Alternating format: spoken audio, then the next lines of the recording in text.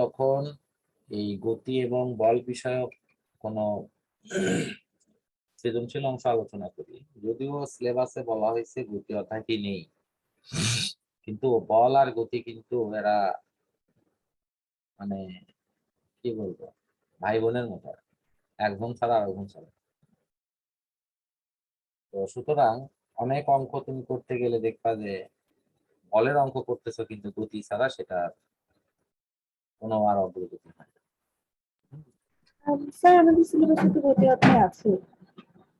ও তোমাদের সিলেবাসে আছে, আচ্ছা আচ্ছা, হ্যাঁ হ্যাঁ হ্যাঁ, সরি আমি ওই যে ইন্টারনেট নেই।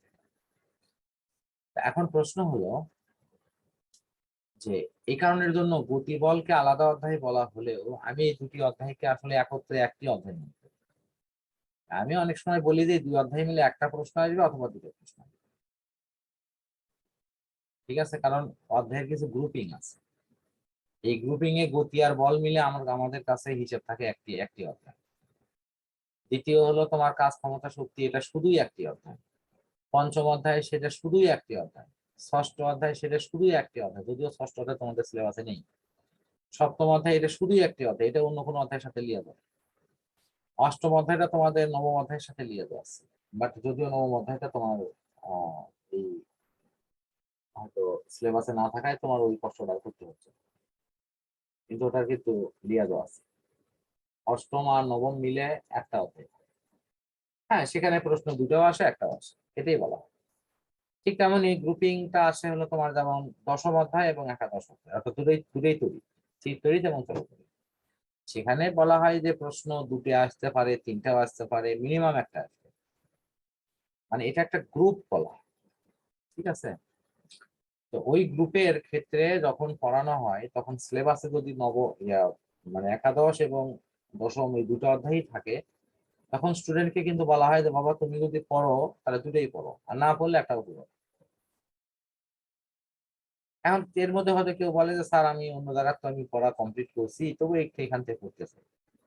তখন আমরা হয়তো বলি যে ঠিক আছে তুমি তাহলে বেছে বেছে ওই দশম থেকেও কিছু প্রশ্ন পড়ো, একাদশ থেকেও পড়ো, মানে তখন তোমার রিস্ক নিতে সমস্যা নেই।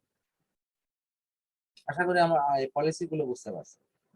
এখন আসো যে এই যে তুমি যে কথা বললে যে স্যার আমি একটা পড়া পড়ছি, বাট ঠিক বুঝে উঠতে পারছি না যে আসলে এই পড়ার পরে ওখানে ব্যাখ্যাটা কিভাবে করবো, অঙ্কটা শুরু করবো কোথায় থেকে, শেষ হবে কোথায় গিয়ে।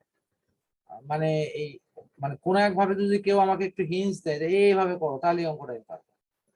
অঙ্ক পারবো, বাট আমার একটু বুঝতে বা বুঝে উঠতে বা আমি কি করব আসলে এখানে কি করা উচিত, একটু কনফিউশন হয়ে যায়। স্যার মানে স্যার আমি যখন অ্যান্সারটার দিকে একবার তাকায় দেখলাম যে এখানে হচ্ছে এরকম এরকম করছে, আমার তাহলে মনে হয় যে এটা তো আমি করতে পারবো, কিন্তু এটা করতে হবে এটা তো জানতাম না। হ্যাঁ, ওটাই মানে এখন এই ধরনের অসুবিধা এড়ানোর একটি রাস্তা তোমার সামনে খোলা আছে।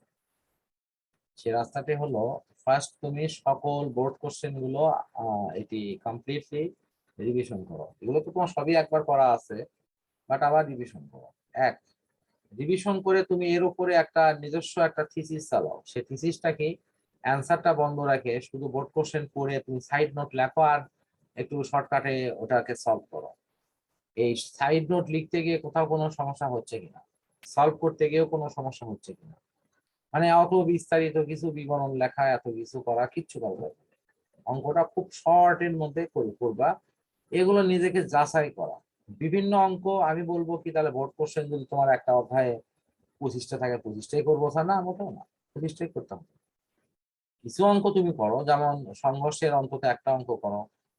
সংঘর্ষটা দুই রকম হয়, একটা কি শক্তির সংরক্ষণশীলতা আর একটা কি ভরবেগের সংরক্ষণশীলতা। তাহলে ভরবেগের একটা করো, শক্তির একটা করো, কথা কি বুঝছো? সংঘর্ষের পর বস্তুদ্বয় মিলিত হলে সেটা একটা করো, মিলিত না হলে সেটা আর একটা করো। তারপরে এফ এর সাথে গতিশক্তির সমন্বয় মানে মানে বেগের সমন্বয় করে অঙ্ক আসে, তাহলে সেখান থেকে আমি কিছু অঙ্ক করি। বিশেষ করে ওই এফ সমান এম এ সূত্র ব্যবহার করে এর মানটা তোমার গতিশক্তি মানে গতিসূত্রের 3টি সূত্র ব্যবহার করে অঙ্কটা করা হয়। এই জাতীয় অঙ্ক কিন্তু পরীক্ষায় আসে। হ্যাঁ, তুমি ওই গ্রুপ থেকে পারবে। এইরকম করে করে তুমি নিজেই নিজের উপর কনফিডেন্সটা নিয়ে আসো যে আমি পারি কিনা। এটা গেল হলো তোমার বোর্ড কোশ্চেন জাতীয় কথা। এখন ব্রড কোশ্চেনটা যদি কমপ্লিটলি হয় তাহলে আমি বলবো যে তখন তারপরে তোমার একটু প্র্যাকটিস করার জন্য বিভিন্ন স্কুলের প্রশ্ন, বিশেষ করে টেস্ট পেপার বা অন্য, আমার কাছে এক্সট্রা নোটের কপিও আছে যেখানে আমার শুধু স্কুল থেকে কোশ্চেন করা আছে। এগুলো তুমি যত বেশি দেখবা, এগুলো অঙ্ক করা লাগবে না, আমার এগুলো অঙ্ক করে এই মুহূর্তে মাথা ভারী করার কোনো প্রয়োজন নেই, কিন্তু এগুলোর উপর রিসার্চ তুমি করতে পারো। রিসার্চ করাটা কি, যে আমি প্রশ্ন পড়ে সাইড নোট লিখে অঙ্ক পর্যন্ত যেতে পারি, অঙ্কের রেজাল্ট মিললো কি মিললো না, আসলো কি আসলো না, ওটা আমার দরকার নেই, আমি শুধু সাইড নোট লিখে আমি সূত্র লিখে মানটা বসাতে পারি। আমি বুঝতে পারছি কি? জি স্যার। হ্যাঁ, তুমি শুধু এইটুকু কাজ, মানে এইটুকু সব অঙ্কই করা লাগবে এমন না, কিন্তু কিছু কিছু অঙ্কে তুমি এরকম পড়ে নিজের কনফিডেন্স লেভেলটা অনেক হাই করো, তখন তোমার কাছে একটাই প্রবলেম থাকবে যে আমি ঠিক আছে সাইড নোট লিখতে পারি চেনি হাউ যে কোনো অঙ্ক, আমি তার সাইড নোটে বসানোর পর যে মূল কাজটি করতে হয় অর্থাৎ সূত্র লিখে মান বসান সেটাও করতে পারি, তাহলে আমার শেষ কাজটা কি থাকলো?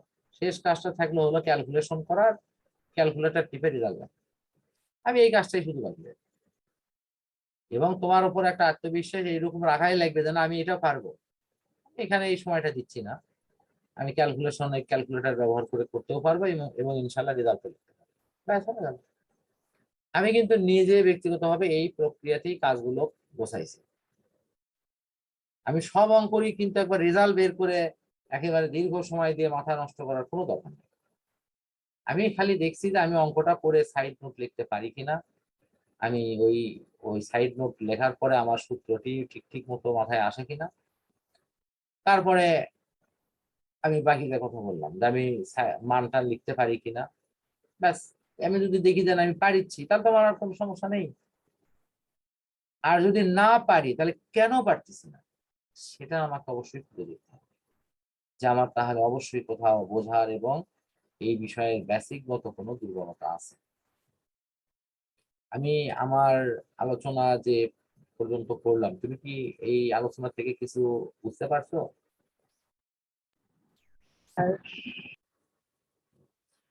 এখন দেখো লেখা আছে সংঘর্ষের ফলে, তুমি কি গ নম্বরে তো কোনো প্রবলেম নেই, গাড়িটির ত্বরণ নির্ণয় করো, এটা কি প্রবলেম আছে? না এই ত্বরণটি না কিভাবে স্যার, এইটাতে কোনো সমস্যা নেই। আচ্ছা, এখানে যেমন ধরো সাইড নোটে আমি কি কি তথ্য লিখবো, যেমন ভর দেওয়া আছে 5,000 কেজি, লিখলাম এই স্থির অবস্থান থেকে আছে, তার মানে কি আগে বেগ 0 লিখবো, তারপরে সময় লেখা আছে 50 সেকেন্ড, আমি এটাও লিখলাম, বেগ এত মিটার হয় মানে কেটে তাহলে শেষ বেগ, তারপরে এই ত্বরণে, আচ্ছা এই ত্বরণে মানে কি, তাহলে এই এখানে একটা ত্বরণ আমি বের করতে পারবো, কিভাবে বের করবো বলো তো? এখানে বের করবো এভাবে, এই যে 10 - 0 ডিভাইডেড বাই 50। স্থির অবস্থান মানে ওখানে ইউ পাইছি, শেষ বেগ ভি পাইছি, সময় টি পাইছি 50 সেকেন্ড, তাহলে A is equal to V minus U ভাগ টি, সেখান থেকে এ পাবো। তাহলে বলা হচ্ছে ওই ত্বরণে মানে ওই এ যেটা পাচ্ছি সেই ত্বরণটা নিচেও ব্যবহার করছি, সেটাতে 1 কিলোমিটার চলার পর 600 কেজি ভরের একটি স্থির গাড়ির সাথে সংঘর্ষে লিপ্ত হলো। তাহলে 1 কিলোমিটার যখন চললো, সে চলার পর তার ফলে বেগ করলে আরো বাড়বে, ভালো করে বুঝতে। আগে কিন্তু 50 সেকেন্ডে তার বেগ কিন্তু কত হলো 10, এটা কিন্তু দ্বিতীয় ঘটনার জন্য আদি বেগ, খুব ভালো করে বলবো, কথা বুঝছো? আর 1 কিলোমিটার চলার পর যে বেগটা আসবে সেটা কিন্তু হলো তার জন্য শেষ বেগ। আর একটা স্থির গাড়ির সাথে সংঘর্ষ হচ্ছে মানে আমার ওই গাড়ির যত বেগ সব 0 হবে, বুঝতে পারছো কি? জি স্যার। পরে সংঘর্ষ, তারপর সংঘর্ষের পর বস্তু যদি একত্রে যদি 9 মিটার, তারপর সংঘর্ষের পর সব বস্তু মিলিত হলে তখন আমরা কি লিখি, যে V into m1 plus m2 is equal to কি লিখি না, এরা ভি ইন্টু m1 ইন্টু ওই যে m1 plus m2 into V, মানে যখনই তোমার বস্তুদ্বয় সংঘর্ষের পর মিলিত হয় তখন আমরা যে সূত্রটি ইউজ করি সেটা করি। আমার কথা হচ্ছে যে এখানে তারপর লেখা হয়েছে যে দুটি ভরবেগের পরিবর্তন সমান ও বিপরীতমুখী না হওয়ার কারণ, হ্যাঁ, সংঘর্ষের ফলে ভরবেগের পরিবর্তন কেন একরকম নয়? সংঘর্ষের ফলে গাড়ি দুটির ভরবেগের পরিবর্তন সমান ও বিপরীত না হওয়ার কারণ বিশ্লেষণ। তাহলে এখানে তোমার যথারীতি মান বসে পুরো যে অঙ্কের প্রক্রিয়া সেটা তোমাকে কমপ্লিট করতে হবে, করার পরে ওখানে দেখাতে হবে যে কি হয়েছে। দেখো যে আমি যেটা বললাম তোমাকে, যে ওই 1 কিলোমিটার যাওয়ার পরে বেগ কত, দেখো ভি ইজিক্যাল টু কিন্তু 20। তাহলে প্রথম গাড়ির ভরবেগের পরিবর্তন কত বের করা আছে, ঠিক আছে? 9 থেকে ভরবেগ পারে কত হয়েছিল, 20, সেটা লেখা আছে। দ্বিতীয় গাড়িটা লেখা আছে। তাহলে প্রথম প্রথম গাড়িটির ভরবেগের পরিবর্তন, দ্বিতীয় গাড়িটির ভরবেগের পরিবর্তন, এগুলো কি এক হয়েছে? হয়নি। আচ্ছা, এখন বলা হচ্ছে যে ভরবেগের সংরক্ষণ সূত্র অনুসারে দুটি গাড়ির মিলিত যে অপশন, তো মিলিত হলে কি এই সূত্র না, m1u1 plus m2u2 equal to m1v1 v2 এরকম সূত্র হয় না সংঘর্ষের পরে মিলিত? তাহলে সেখান থেকে মিলিত বেগ কত এটা বের করা যাবে না? অবশ্যই বের করা যাবে। তাহলে সংঘর্ষের পূর্বে মোট গতি শক্তি বের করো, ঠিক অনুরূপ ভাবে সংঘর্ষের পরে মোট গতি শক্তি বের করো। দেখো বের করা হচ্ছে হাফ এম ভি স্কয়ার, এমটা যোগ হয়ে গেছে। তো এখানে কি এখানে কি গতি শক্তি কি এক হলো? তাহলে হয়নি, তাহলে এটা কি অস্থিতিস্থাপক, মানে স্থিতিস্থাপক নয় এই সংঘর্ষ। তারপর এখন তুমি ব্যাখ্যা দিচ্ছ উপরে তথ্য অনুসারে গাড়ি দুটি মিলিত বেগ ও ভরবেগের সংরক্ষণ সূত্র অনুসারে প্রাপ্ত গাড়ি দুটির মিলিত বেগের সমান নয়, আবার সংঘর্ষটি স্থিতিস্থাপক নয় বলে এদের ভরবেগের পরিবর্তন। আর এটা মানে মূল কথা হলো যে এই গাড়ির ক্ষেত্রে যে সংঘর্ষটা হয়েছে এখানে ভরবেগও মেলেনি, তোমার ওই যে শক্তি সংরক্ষণশীলতা মিলেনি বলেই কিন্তু এই এতগুলো কথা লেখা আছে। কথা বুঝতে পারছো কি? স্যার আপনি হচ্ছে জয়েন করছেন,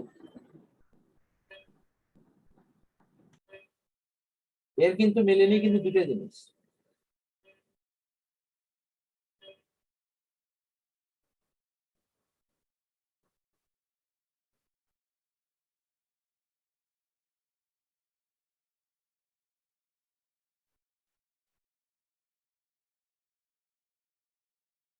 আচ্ছা তুমি এটা একটু থাকো, আমি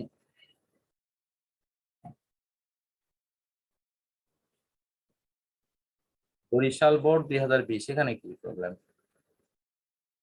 এখানেও ঘ নাম্বারটা প্রবলেম। আচ্ছা আগে পুরো সমস্যাটা একবার দেখি। বরিশাল বোর্ড 2020, একজন বাইসাইকেল আরোহী 6 মিটার পার সেকেন্ড স্কয়ার সমতরণে, যদিও সমতরণ লেখেনি, এটা সমতরণই ধরা হবে, স্থির অবস্থা থেকে যাত্রা শুরু করলো। 5 সেকেন্ড পর সে ত্বরণ বন্ধ করে দিল।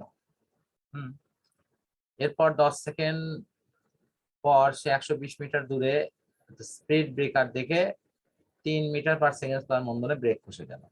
এটা খুবই একটা সিম্পল ধারণা, কিন্তু প্রথমে অবশ্যই বেগটা বাড়াচ্ছে, মানে ত্বরণটা হয়েছে, তারপরে ত্বরণটা অফ করে দিচ্ছে, তার মানে সমবেগে চলছে। তারপরে সামনে সমস্যা দেখে সে স্পিড ব্রেকার হোক অথবা কোনো বাজার হোক অথবা রাস্তার উপরে কোনো প্রতিবন্ধকতা দেখে হোক সে গাড়িটা থামাবে বা ব্রেক কষবে, এটাই স্বাভাবিক। আমার কথা বুঝতে পারছো কি? সুতরাং এখানে কিন্তু বিবরণে কোনো আমি সমস্যা মনে হচ্ছে না। তোমার সমস্যা মনে হচ্ছে কি? আচ্ছা, এখন প্রশ্ন হলো গ নম্বরে বলে ব্রেক প্রয়োগ করার পূর্বে সাইকেল আরোহী কত দূরত্ব অতিক্রম করবে নির্ণয় করো। এটাতে কি প্রবলেম হয়েছে? আচ্ছা, ঘ নম্বরে আছে হলো উদ্দীপকের আলোকে বাইসাইকেলের গতির ওপর ঘর্ষণের প্রভাব। হ্যাঁ, এখানে উদ্দীপকে কি বলা হচ্ছে আমরা একটু দেখি। সেটি হলো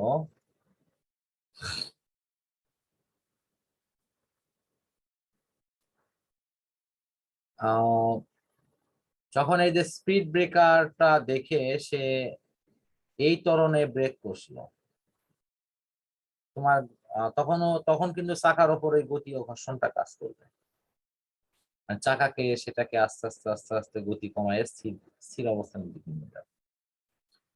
আর উদ্দীপকের আলোকে বাইসাইকেলের গতির ওপর গতি ও ঘর্ষণ বলের যে প্রভাব সেটি নিয়ে আলোচনা আসবে। তাহলে এখানে তোমার ঘর্ষণ বলের ক্ষেত্রে যে বিষয়গুলো আছে ওইগুলোই কিন্তু এখানে মূলত আসবে, যে কি হারে মন্দনটা হচ্ছে আর সেই মন্দনের জন্য টোটাল বলটা কত হচ্ছে। ঠিক আছে, আমরা একটু ঘ নম্বরে দেখি।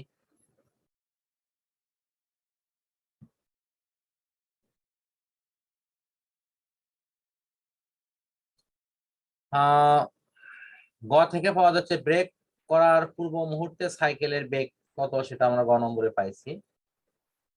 ব্রেক জনিত মন্দন হলো 3। তাহলে বেগ যেটা এই যে তোমার ব্রেক কষার মুহূর্তে বেগ যখন তোমার 30, তাহলে এই 30ই কি তোমার কি এর জন্য ওই স্তরের জন্য কি আদি বেগ হবে না? এই 30।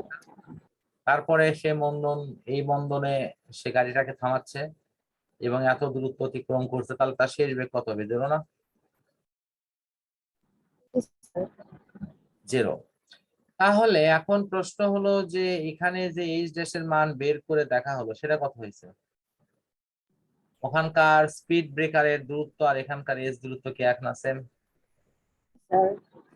সুতরাং সে যেভাবে মন্দন বল প্রয়োগ করেছে সেই বল প্রয়োগ করার ফলে ঠিক স্পিড ব্রেকারের কাছে গিয়েই বা তার উপরে গিয়েই কিন্তু সে থেমে যাবে। তার মানে তার যে ফলে আরোহী নিরাপদে থাকবে, অর্থাৎ ওই গাড়ির যে চালাচ্ছে আর কি, সাইকেল আরোহী বলা হয়, সেটি নিরাপদে থাকবে। এবং এই ক্ষেত্রে ওই ব্রেক বল প্রয়োগ করার ফলে যে গতি ও ঘর্ষণ বল সৃষ্টি হয়েছে এর ভূমিকাটা কি ইতিবাচক না নেতিবাচক? ইতিবাচক মানে যে ঘটনাটি উপকারী, নেতিবাচক মানে যে ঘটনাটি প্রতিক্রিয়াটি মানে সবার জন্য ক্ষতিকর বা সমাজের জন্য ক্ষতিকর, সেটিকে বলা হয় নেতিবাচক।